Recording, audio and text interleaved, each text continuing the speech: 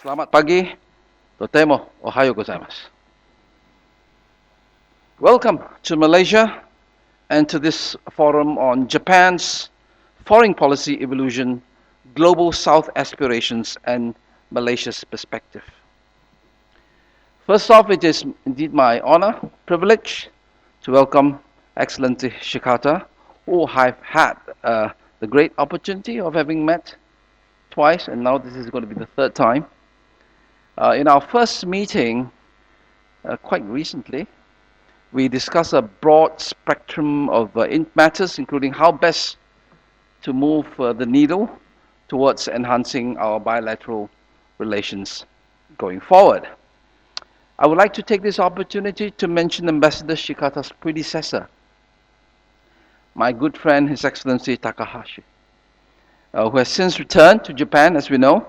I'm grateful for his friendship and kind cooperation during his tenure in Malaysia and wish him all the best in his new post. And in that vein, Ambassador Shikata, I am confident that the long, productive and friendly relationships between our organizations that have been established will continue, certainly, to flourish under your tenure. Ladies and gentlemen, as we crafted the modalities of this forum a couple of months ago, the intention was to better understand initiatives undertaken under Prime Minister Kishida, such as the Global South engagement, to exchange viewpoints on a range of issues and to seek synergies between the agendas of our two nations. Yet, as they say, much water has flowed under the bridge, or in fact, many things have occurred during this time. In the United States, we now have the return of President Trump. His first administration, as we know, was characterized by unpredictability, to say the least. An America First agenda, withdrawal from certain multilateral mechanisms, and a penchant for unilateral action. Tariffs, more and more tariffs. Could these trends continue and again usher in a period of greater uncertainty in global environment and global governance?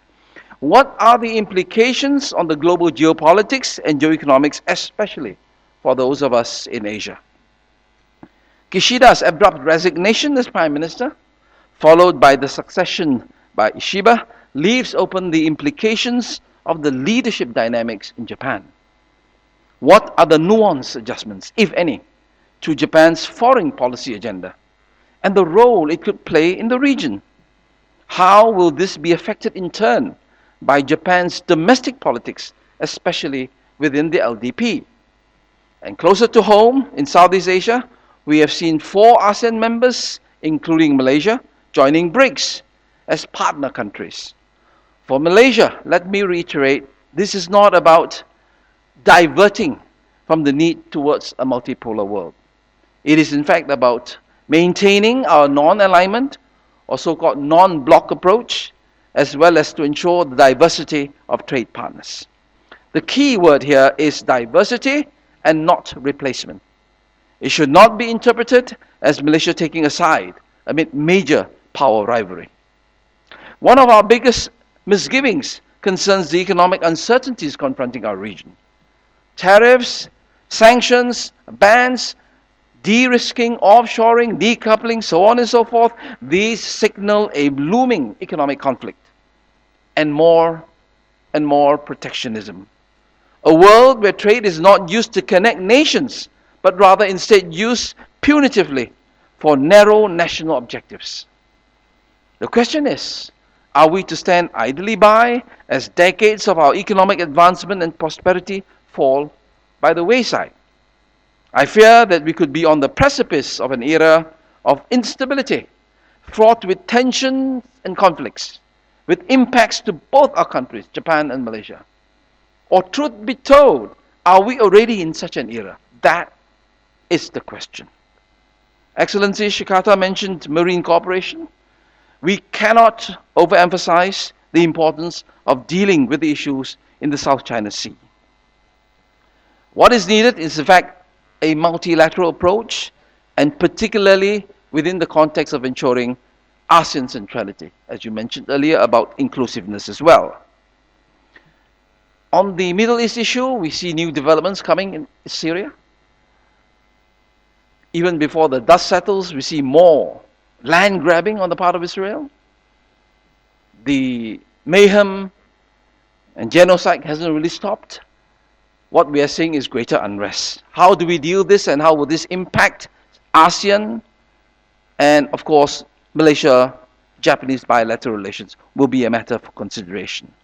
In facing these emerging challenges, every nation will do their best to protect their national interests and priorities. That is to be understood.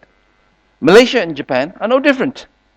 And some of these policies will be complementary, while others may be less so. It is therefore imperative for Malaysia and Japan to fall back on the close cooperation, mutual respect, and warm friendship that have bonded us for decades. Our bilateral relations that began with close economic cooperation has grown from strength to strength, and in fact now encompass people-to-people interaction, and of late even stronger ties in the defense and security sphere. While the test of a robust partnership does not have to lie in total commonality of purpose or policies, nevertheless, there should at least be unified focus on cooperation in areas that are mutually beneficial. In this regard, our efforts should be anchored on achieving those goals and visions that we share in common, such as preserving peace, stability, prosperity, promoting inclusivity, and establishing a rules-based order which is applicable to all nations equitably. The way forward includes strengthening existing regional infrastructure, including ASEAN and its process, promoting multilateral trade agreements such as RCEP and CPTPP, as well as enhancing cooperation and synergy on Indo-Pacific initiatives, namely the AOIP and of course the FOIP. Ladies and gentlemen, one of the main objectives of the forum is to foster better understanding on how both nations formulate their national agenda, particularly in foreign policy. It would be enlightening to learn about the factors that drive Japan's foreign policy. More importantly, we hope to be able to unpack the recent changes and challenges that are occurring as we speak. Today, we are indeed privileged to have two distinguished speakers, Professor Minohara and Professor Dr. Zakaria, to share their insights on the subject at hand. In closing, I sincerely wish to express my gratitude to the Embassy of Japan for their kind assistance in organizing this forum. I look forward to a fruitful discussion. Terima kasih. Domo arigatou gozaimasu.